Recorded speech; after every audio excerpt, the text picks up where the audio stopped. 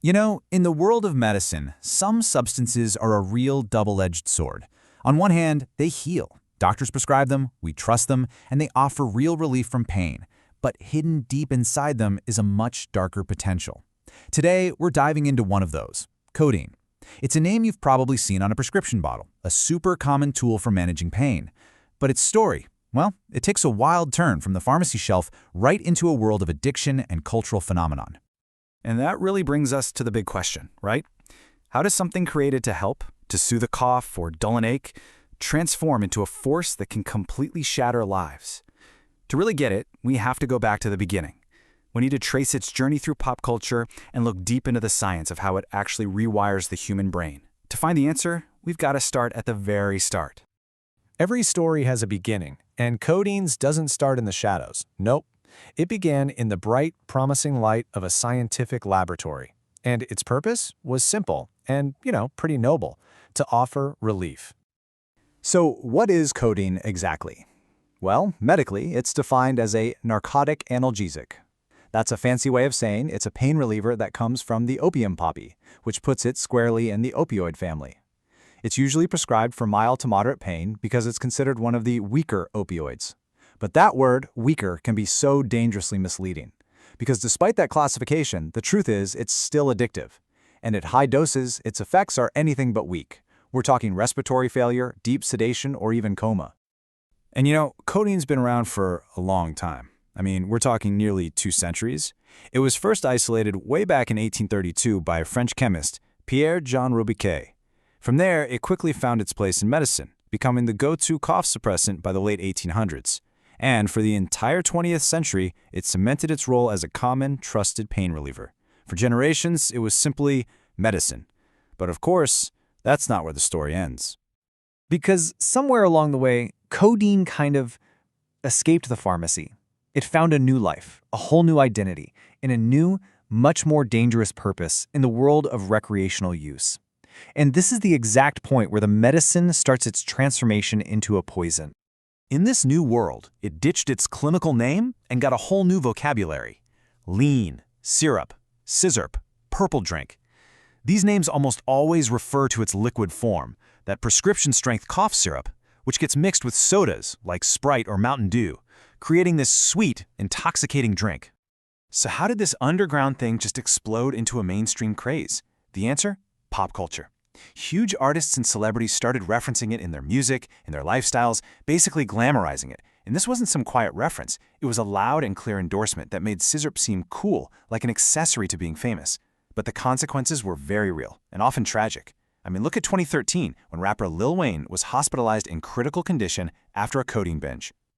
The pop culture glamour, the sweet taste, that relaxing effect, it's all just a mask. It hides the fact that this is not a harmless party drink. It's a highly addictive opioid, and abusing it, especially when you mix it with other stuff like alcohol, is literally a game of Russian roulette. To understand why it's so dangerous, we have to look past the culture and get into the biology. We need to understand what codeine is actually doing to the brain. Because addiction isn't a failure of willpower. At its core, it's a biological betrayal. It's where your brain's own reward system gets hijacked. When someone first uses codeine, the effects feel pretty positive. It triggers a flood of dopamine, creating feelings of euphoria, a sense of calm relaxation. You just don't care about stress or pain. But our brains are designed to seek balance. So with repeated use, the brain adapts. It starts making less of its own feel-good chemicals because it's relying on the drug instead. And that is the moment dependency takes hold. The good feelings are replaced by constant, overwhelming cravings. It's no longer about feeling good, it's about not feeling terrible. And that shift from just using to being dependent, it can happen frighteningly fast. Codeine is a short-acting drug, which means its effects wear off quickly.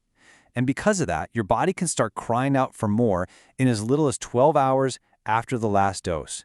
That cry is the beginning of withdrawal.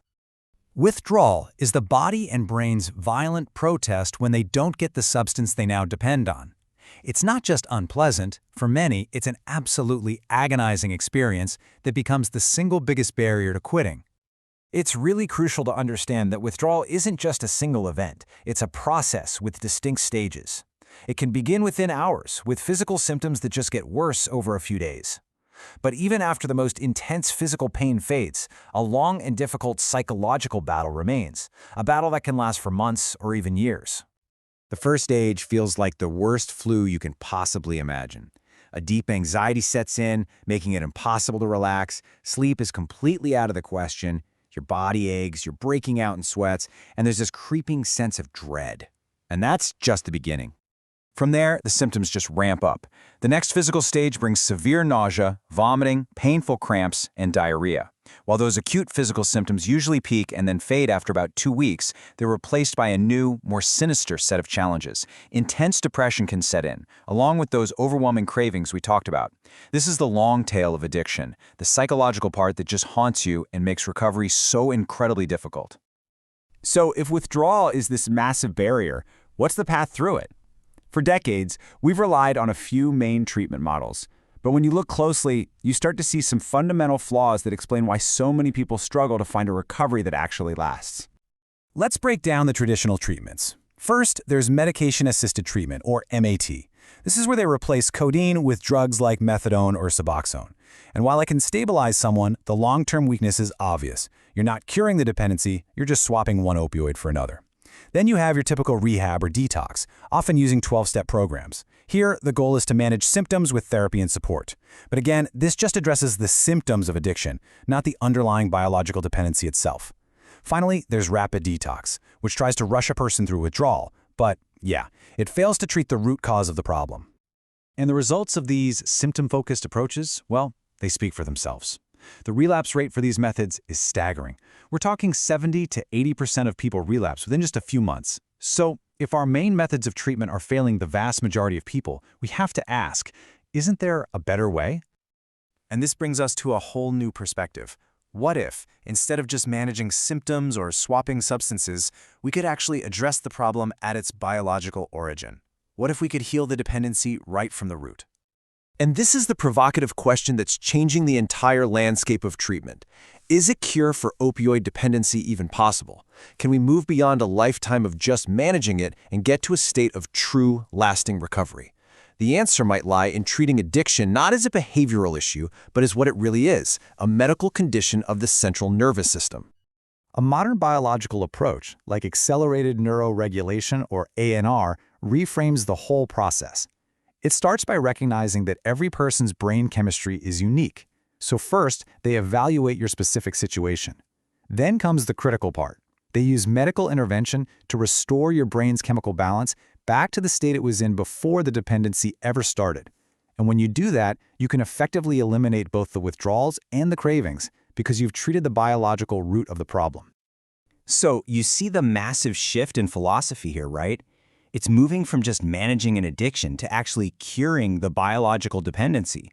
The goal isn't just to get someone through the pain of withdrawal. It's not about masking symptoms or providing a crutch. The goal is to defeat the dependency itself, to scientifically reset the system so the cravings are just gone. This really highlights the ultimate takeaway here. The journey into codeine addiction starts in the brain, with the hijacking of its reward system. So it only makes sense then that the journey out, true lasting recovery, has to begin in the brain too. From a trusted painkiller to a cultural poison, the story of codeine is a powerful reminder of that fine line between medicine and addiction. But it's also a story of hope. Understanding that addiction is a biological condition opens the door to biological solutions. It means that for those who are struggling, there is a path forward, a way to not just manage, but to truly heal. A way to rewire the brain and reclaim the life that was lost.